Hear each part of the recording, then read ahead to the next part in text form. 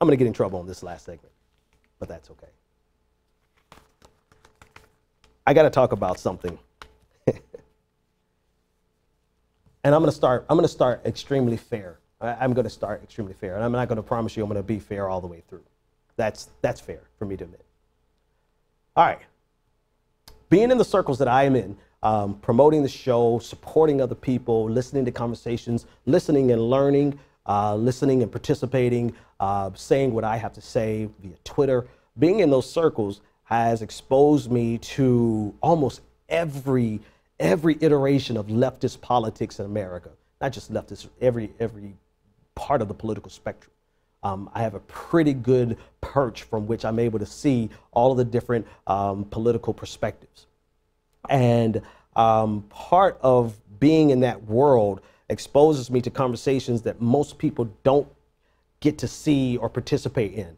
And I have the responsibility, or I take it upon myself, to kind of weed through all those conversations. So what I'm going to say here, it may be very well be inside baseball to most of our viewers. That's number one. Number two, I want to start off with this caveat, this disclaimer. I intentionally try my best. You could check my entire backlog. I intentionally do my best to never punch left.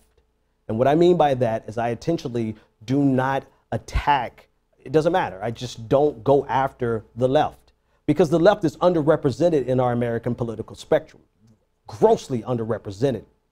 And I feel that the left, of which I am a part, should be given room to grow and stretch their legs without people with platforms attacking them on a regular basis.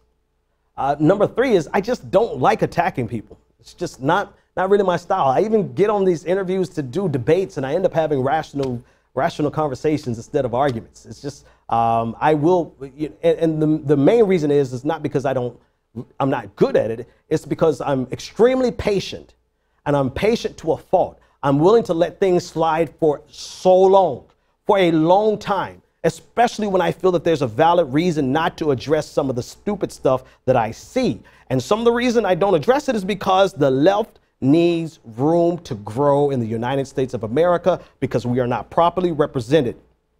All of that to say, enough's enough. We've jumped the shark in some regards. And this is not me lecturing anyone.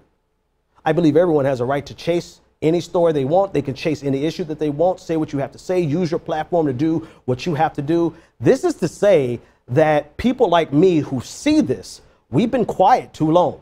We've been quiet for those reasons that I outlined. We don't want to punch left.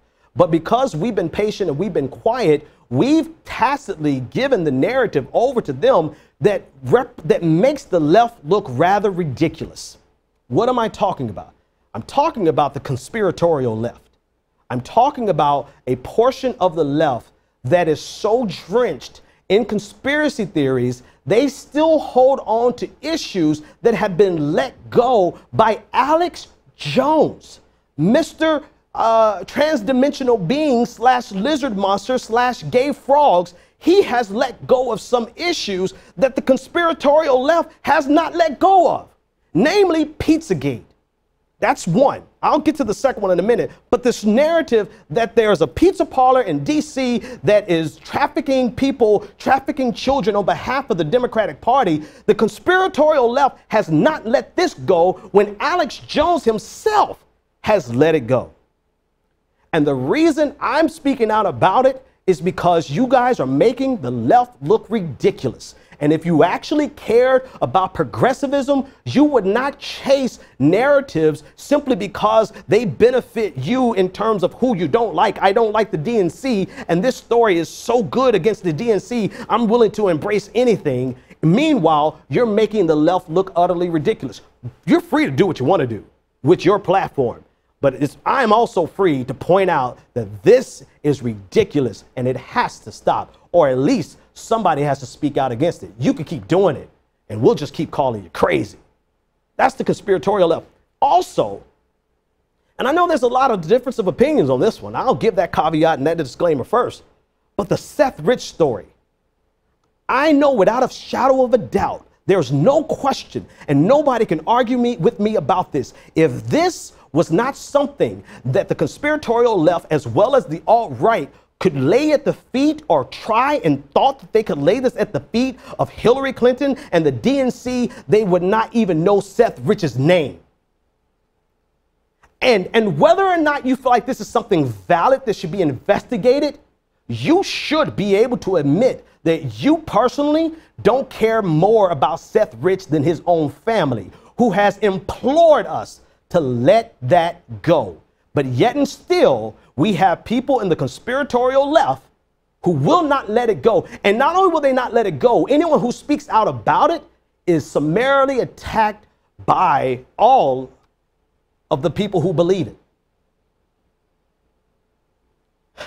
And that brings me to the next group. Again, I don't like punching left, but people like me who have platforms, who have not said anything about this, we're responsible for these stories getting as big as they've gotten without being challenged. We've been complicit in the sense that we haven't spoken out against it for whatever reason. My reason is because I want the left to flourish and grow, because we need the left in the United States. We barely have a left. So I don't want to spend my time punching left. But at this point, nobody is really speaking out about it with any significant fashion that I've seen. I could be wrong, but that I've seen. And so these stories and these issues and these groups have been running amok without anyone challenging them. Not to say that we have the ability to be gatekeepers or the ability to stop them, but we do have the ability to say what we believe. And this is the next thing I believe: the do nothing left. The do nothing left is a problem in the United States of America, because all we've seen from a certain segment is a group of people who do nothing but attack those who are doing.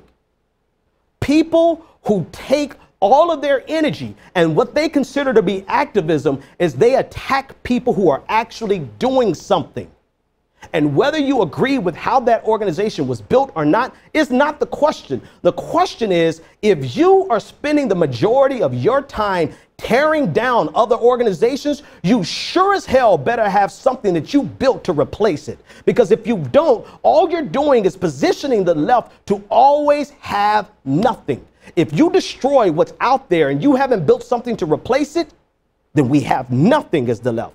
And this is primarily why I don't care.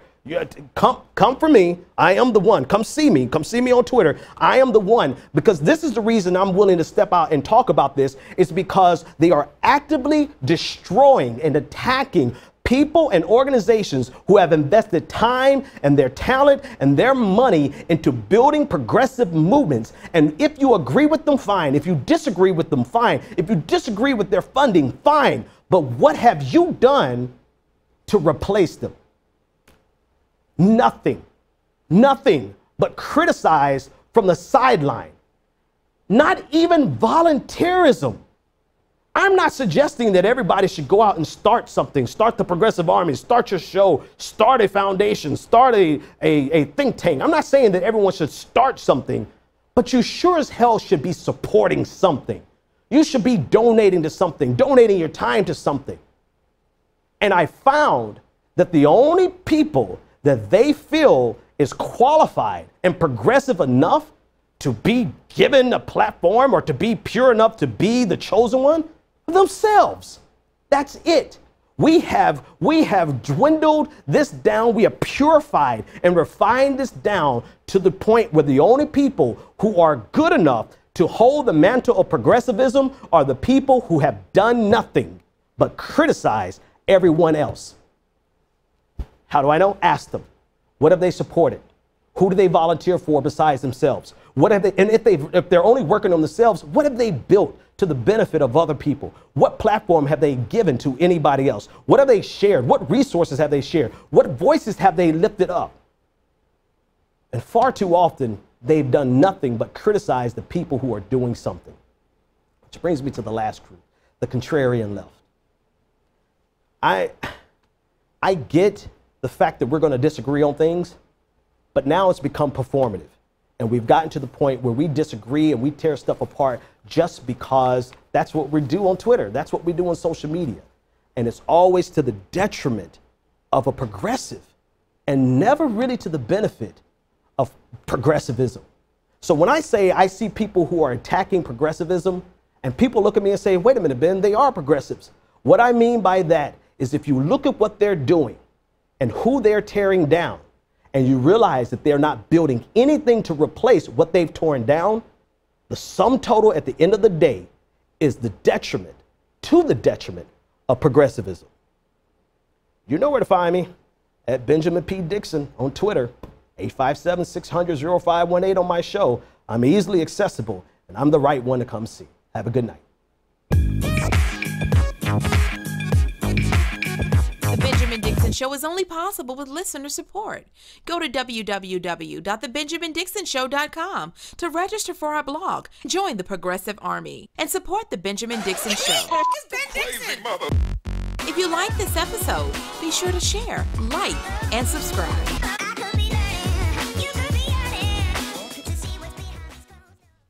Consider becoming a Patreon. Go to www.patreon.com/The BPD Show and support The Benjamin Dixon Show.